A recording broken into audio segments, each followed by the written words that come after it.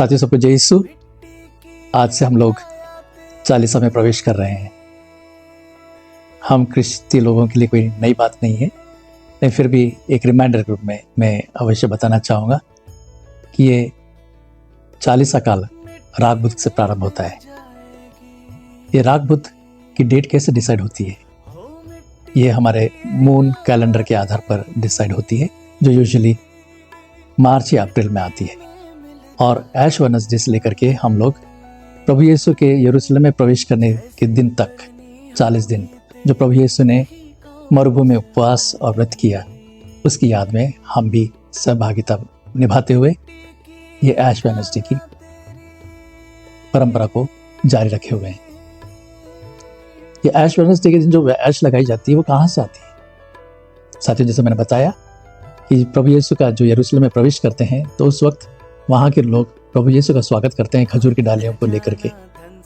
तो हम भी वही परंपरा को निभाते हुए खजूर की डालियों को हर साल लहलाते हैं, और उनमें से जो बची हुई डालियाँ हैं उनको ऐश के रूप में बना करके पुरोहित ऐश वेडनेसडे के दिन लोगों के ललाट पे या पटल पर लगाते हुए कहता है, you are dust and you shall be going to the dust. मिट्टी है, आप मिट्टी में मिल जाएंगे। यानी कि हम जो संपत्ति धन इकट्ठा करके जीने की तमन्ना रखते हैं, ये सब व्यर्थ है। हम ये चालीसा क्यों मनाते हैं? साथियों, ये भी एक विषय हमारे लिए है कि हम क्यों मनाते हैं चालीसा। ये चालीसा काल के अंदर हम त्याग और तपस्या करते हैं। लोगों की धारणा भी है कि हम मीट को छोड़ते हैं। जी हाँ, मिडिल ईस्ट के अंदर मीट एक बहुत बड़ा त्योहार के रूप में मनाया जाने वाला एक भोजन है, और ये लग्जरी में काम किया जाता है।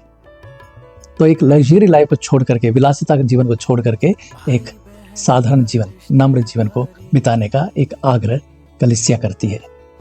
और आजकल ये सब ऑप्शनल है, लेकिन हमारे लिए जरूरी है, क्योंकि हम क्रिस्ती हैं। तो हम भी इन चीज़ों का त्याग करें, न केवल भोजन का त्याग करें, लेकिन बुरी आदतों का भी त्याग करें। और वही हमारे लिए उपवास, परहेज, पश्चाताप, त्याग और दान का समय है। तो आइए हम इस चालीसा के समय में प्रभु यीशु की उस दुब्बों को याद करते हुए, उनके 40 दिन के वो उपवास को याद करते हुए हम भी शामिल हों। आप सबको इस चालीसा काल की बहुत बहुत शुभकामनाएं। जय यीशु। तेरी वही काम बस आएगी।